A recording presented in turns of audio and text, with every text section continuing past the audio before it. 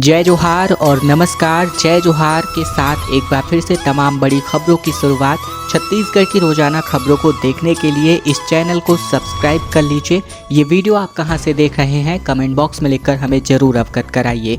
छत्तीसगढ़ में अब किसानों के एग्रीस्टेक पोर्टल पर पंजीकृत तकरीबन 3 लाख किसान ऐसे हैं जिनका खसरा मेल नहीं खा रहा है। छत्तीसगढ़ में एग्रीस्टेक पोर्टल में तकनीकी दिक्कतों के चलते किसानों के पंजीकरण कराने की गति काफ़ी धीमी है। राज्य में अब तक 13,15,000 से अधिक कुछ ऐसे किसान हैं जिन्होंने ही एग्रीस्टेक पोर्टल में अपना पंजीयन करा पाए हैं, जबकि 57,000 से ज़्यादा ऐसे किसान हैं जिनका पंजीयन एग्रीस्टेक पोर्टल में अनुपलब्ध है। इनमें से लगभग 3.5 लाख किसान ऐसे हैं जो पंजीयन करा चुके हैं, लेकिन इनका खसरा कहीं पर भी मेल नहीं खा पा रहा है। इसके चलते फील्ड में विभागीय अमले भी जूझ रहे हैं। इसके बावजूद औसत तौर पर अगर नज़र डालें तो बीते साल की तुलना में अब तक 50% से अधिक ही किसान अपना पंजीयन करा पाए हैं। इनमें भी कई किसानों के खसरे मेल नहीं खा रहे हैं। दुर्ग में 97 हितग्राहियों को प्रधानमंत्री आवास योजना के अंतर्गत आवास में पंजीकरण किया गया। विधायक ललित चंद्राकर ने गृह प्रवेश कराया और स्वच्छता पखवाड़े का भी शुभारंभ किया गया। दुर्ग के ग्रामीण विधायक ललित चंद्राकर ने गुरुवार को रिसाली नगर निगम में आयोजित किए गए कार्यक्रम में प्रधानमंत्री आवास योजना के तकरीबन 97 हितग्राहियों को नए मकान में गृह प्रवेश कराया। इस अवसर पर उन्होंने सांकेतिक चाबी और प्रमाण पत्र प्रदान किए। निगम आयुक्त मोनिका वर्मा ने बताया कि मोर जमीन मोर मकान योजना के अंतर्गत कुल मिलाकर 1810 आवास स्वीकृत किए गए हैं, जिनमें से अब तक 1737 आवास पूर्ण हो चुके हैं। विधायक चंद्राकर ने इस आयोजन को अंगीकार 2025 के अंतर्गत पहला बड़ा कार्यक्रम बताया, जो 31 अक्टूबर तक पूरे प्रदेश भर में चलने वाला है। महतारी वंदन योजना की सूची से काटे गए हजारों महिलाओं के नाम अपात्र हितग्राहियों से वापस लिए जा रहे हैं रुपए।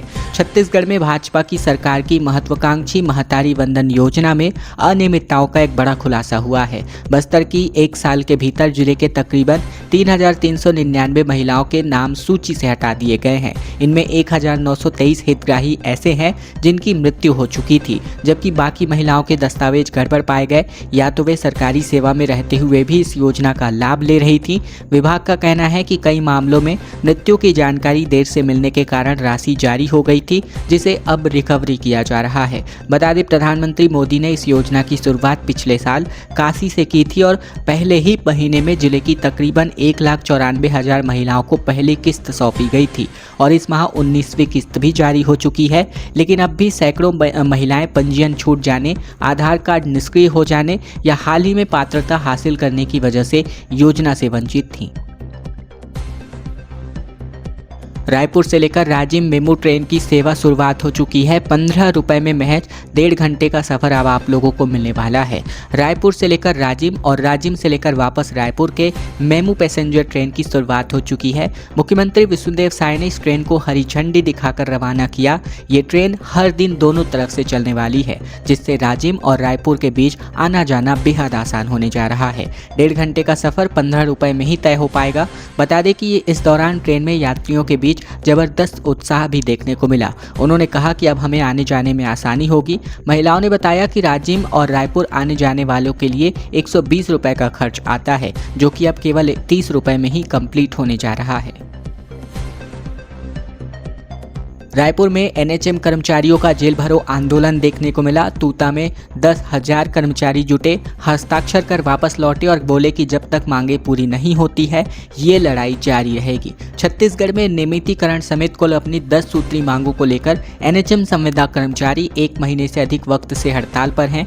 बिलासपुर, दुर्ग और रायपुर के तकरीबन 3 संभाग के 10,000 कर्मचारी गुरुवार को नवा रायपुर में जेल भरो आंदोलन में शामिल हुए। प्रशासन ने राजेश्वर मैदान को लगभग तकरीबन 1.5 घंटे तक प्रतीकात्मक रूप से जेल के तौर पर बदल दिया। 1.5 घंटे तक इस प्रतीकात्मक जेल में यह कर्मचारी बंद रहे। इसके बाद हर कर्मचारी का नाम और हस्ताक्षर लिया गया और उन्हें वापस छोड़ा गया। रायपुर के एनएचएम संघ के जिलाध्यक्ष ने बताया कि आंदोलन के बाद बाकी कर्मचारी अपने अपने जिले लौट गए। कल से ये आंदोलन जिला स्तर पर जारी रहेगा। प्रदर्शनकारियों का कहना है कि मांगे अगर पूरी नहीं होती हैं तो उग्र आंदोलन किया जाएगा और आत्मदाह भी यहाँ पर किया जा सकता है। धमतरी में ग्रामीणों ने थाने का घेराव कर दिया। पुलिस कर्मचारियों पर युवकों से अभद्र व्यवहार और मारपीट का आरोप लगाया गया। छत्तीसगढ़ के धमतरी के ग्राम बोरीद खुर्द के ग्रामीणों ने देर रात रुद्री थाने का घेराव कर दिया। उन्होंने पुलिस कर्मचारियों पर खाना खाकर टहल रहे युवकों से बेवजह मारपीट करने का गंभीर आरोप लगाया। नगर पुलिस अधीक्षक और हिंदू जागरण मंच के संयोजक समेत ग्रामीण मौके पर मौजूद रहे। घटना के बाद बड़ी संख्या में महिला पुरुष ग्रामीण रुद्री थाने पहुंचे और घेराव करना शुरू कर दिया गया। गांव के युवक तमेश्वर साहू पंचपुत्र और मोहन नेताम पंचपुत्र और साथी संजू साहू और निमेश साहू के आरोप लगाया कि वे खाना खाकर गांव के बैगा डोकरा चौक पर बैठे हुए थे और इसी दौरान पेट्रोलिंग वाहन में आए करीबन 6 पुलिस कर्मचारियों ने उनसे पूछताछ की और सीधे तस्वीरें खींचने लगे। जब उन्होंने फोटो खींचने से मना किया तो पुलिस कर्मचारियों ने मारपीट करना। छत्तीसगढ़ के कोरबा से एक बड़ी खबर आ रही है, जहां जेसीबी के नहर में गिरने का एक लाइव वीडियो इस वक्त आप देख सकते हैं। ड्राइवर समेत 2 लोग लापता हैं। रिवर्स लेने के दौरान ये पूरा हादसा हुआ। अभी भी रेस्क्यू जारी है। कोरबा जिले के उरगा थाना क्षेत्र के अंतर्गत गुरुवार रात को एक बड़ा हादसा हो गया। नहर किनारे काम कर रही एक जेसीबी मशीन अनियंत्रित होकर पानी के तेज बहाव में गिर गई। इस घटना का लाइव वीडियो भी सामने आया है। प्रत्यक्षदर्शियों के मुताबिक चालक ने पहले वाहन को बाहर निकालने का प्रयास किया, लेकिन रिवर्स लेने के दौरान जेसीबी फिर से नहर में पलट गई। जेसीबी के नहर में गिरने के बाद चालक और उसके साथ मौजूद एक अन्य युवक के पानी के तेज बहाव में बह जाने की आशंका बताई जा रही है। सूचना मिलते ही उरगा थाना प्रभारी राजेश तिवारी की टीम मौके पर पहुंची है। उन्होंने बताया कि दुर्घटना की जानकारी उच्च अधिकारियों को भी दे दी गई है और नगर सेना की टीम रेस्क्यू टीम को बुलाकर लापता लोगों की तलाश शुरू कर। रायपुर में वोट चोर गद्दी छोड़ सभा का आयोजन किया गया। पायलट ने मोदी सरकार को वोट चोर करार दिया। बता दें, छत्तीसगढ़ में वोट चोर गद्दी छोड़ अभियान के अंतर्गत कार्यक्रम का तीसरे दिन समापन हो गया। सचिन पायलट ने दुर्ग में समापन सभा में मोदी सरकार को वोट चोर करार दिया। उन्होंने कहा कि चुनाव आयोग भाजपा के साथ मिलकर लोकतंत्र को कमजोर कर रहा है। राहुल गांधी ने वोट चोरी के सबूत दिए, लेकिन आयोग ने उल्टा उन्हें ही नोटिस थमा दिया। पायलट ने कहा कि छत्तीसगढ़ के डिप्टी सीएम विजय शर्मा पर भी यही आरोप लगे, लेकिन उन्हें कोई नोटिस नहीं मिला। चुनाव आयोग अब भाजपा सरकार के लिए काम करता दिख रहा है। छत्तीसगढ़ में जनता बदलाव चाहती है और कांग्रेस की सरकार बनेगी। वहीं राजनांदगांव में भाषण के दौरान अजान की आवाज आई तो पायलट ने 1.5 मिनट तक मौन रख करके धार्मिक भावनाओं का सम्मान किया। इसके बाद पायलट ने कहा कि वोट चोरों को देश की जनता माफ नहीं करेगी। देश भर में वोट चोरी के खिलाफ आवाज उठ रही है। खबरों में आगे बढ़ते हैं, इसके पहले अगर आपने चैनल अभी तक सब्सक्राइब नहीं किया है, सब्सक्राइब जरूर कर लीजिए। छोटा सा काम है आपके लिए बिल्कुल फ्री है। इसके अलावा ये वीडियो शेयर कर दीजिए अपने दोस्तों और रिश्तेदारों तक, ताकि उन तक भी यह खबरें पहुंचाई जा सके। वीडियो को लाइक करना बिल्कुल मत। 2 लाख कलेक्टर को, 2 लाख एसडीएम को और 5 लाख मेरा। कांग्रेस एमएलए का कथित ऑडियो वायरल हो चुका है और ये पूरा मामला उजागर होता नजर आ रहा है। छत्तीसगढ़ की राजनीति में अब एक बार फिर कांग्रेस सुर्खियों में है। पामगढ़ की कांग्रेस विधायक शेषराज हरबंस का एक कथित ऑडियो सोशल मीडिया पर तेजी से वायरल है। इस ऑडियो में विधायक को कथित तौर पर रेत माफिया से पैसे लेने की डील करते सुना जा सकता है। सूत्रों के मुताबिक बातचीत में अफसरों को सेट करने, मासिक रकम तय करने की बातें सुनाई दे रही हैं। कथित ऑडियो में विधायक कह रही हैं कि 2 लाख कलेक्टर को, 2 लाख एसडीएम को और 5 लाख मेरा, तभी काम करने देंगे। इस तरह कुल मिलाकर 10 लाख रुपए की मांग की गई है। कथित संवाद में विधायक और रोशन नाम के व्यक्ति के बीच रेत खनन से जुड़े सौदे और रकम पर सहमति बनती सुनाई देती है। इसमें राघवेंद्र नाम के एक व्यक्ति अन्य व्यक्ति को 1 लाख रुपए देने की बात भी कह रहा है। हालांकि इस ऑडियो की अभी तक आधिकारिक पुष्टि नहीं हो पाई है और न ही विधायक शेषराज हरबंस या प्रशासन की ओर से कोई बयान भी सामने। राजनांदगांव में निःशुल्क स्वास्थ्य शिविर का आयोजन किया गया। 2056 मरीजों का इलाज इसमें किया गया। प्रधानमंत्री मोदी के जन्मदिन के अवसर पर सेवा पखवाड़ा के अंतर्गत भारतीय रेड क्रॉस सोसाइटी ने भारत रत्न अटल बिहारी वाजपेयी स्मृति शासकीय चिकित्सा महाविद्यालय में एक निःशुल्क वृहद स्वास्थ्य शिविर का आयोजन किया। इस दौरान स्वस्थ नारी सशक्त परिवार अभियान का भी शुभारंभ किया गया। विधानसभा अध्यक्ष डॉक्टर रमन सिंह ने बुधवार को इस शिविर में शुभारंभ करते हुए यह दिन भगवान विश्वकर्मा जयंती और प्रधानमंत्री के जन्मदिन के कारण ऐतिहासिक करार दिया। उन्होंने चिकित्सकों की ओर से गंभीर बीमारियों के मरीजों के इलाज को अमूल्य सेवा बताया। शिविर में cardiologist, neurosurgeon, robotic joints replacement surgeon, orthopaedic, neurologist, urologist, इसके अलावा नेफ्रोलॉजिस्ट, आर्कियोलॉजिस्ट और साथ ही मेडिसिन के विशेषज्ञों समेत प्रदेश के 18 और जिले के 12 कुल मिलाकर 30 विशेषज्ञ चिकित्सकों ने अपनी सेवाएं यहां पर मुफ्त रूप। छत्तीसगढ़ में अब एक और खतरनाक वायरस देखने को मिल रहा है जिसका नाम क्यूटेनियस नोकॉर्डिया का पहला मरीज अब यहां देखने को मिल रहा है।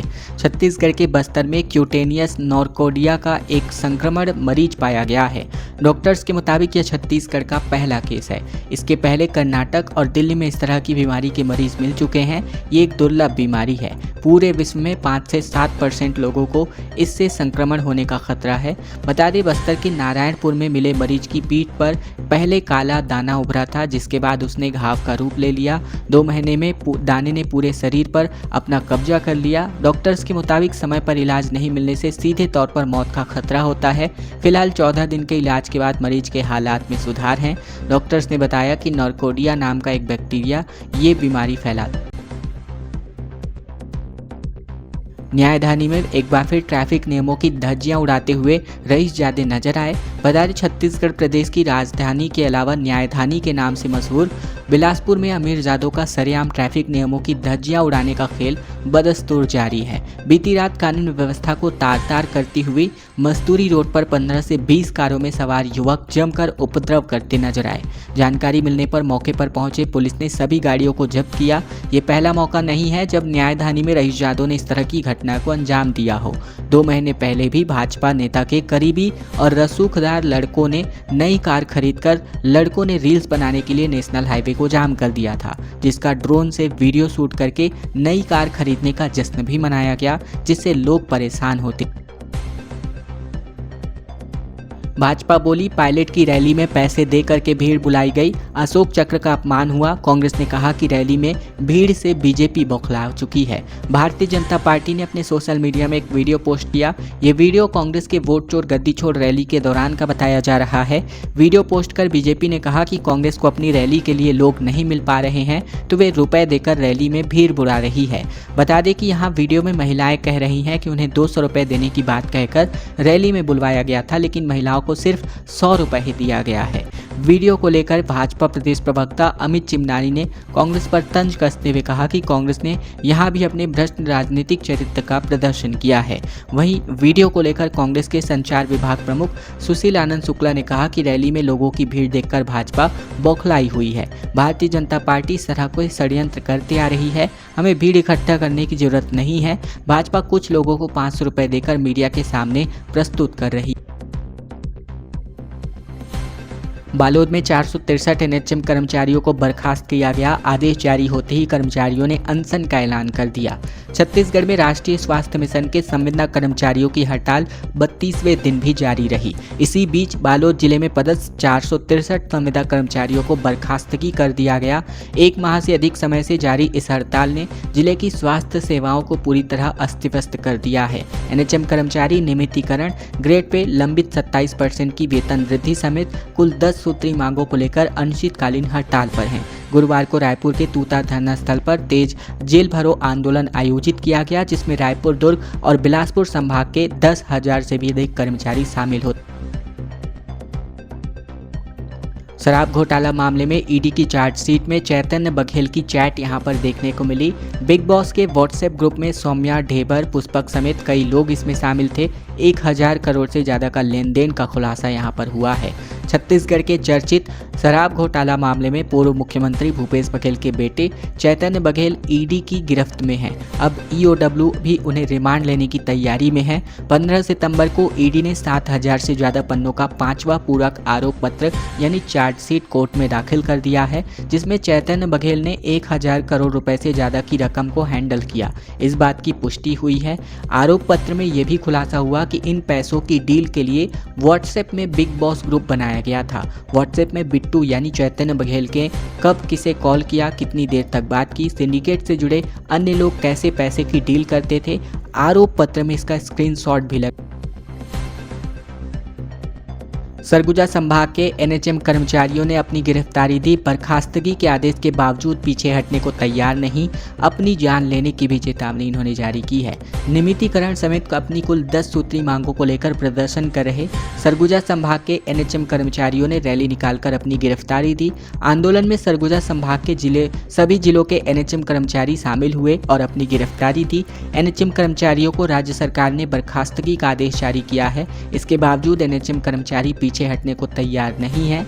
एनएचएम कर्मचारियों ने कहा कि कोरोना काल में सेवा देने के बावजूद सरकार उन्हें बर्खास्त कर रही है। मांगे नहीं मानी गई तो एनएचएम कर्मचारी अपनी जान लेंगे।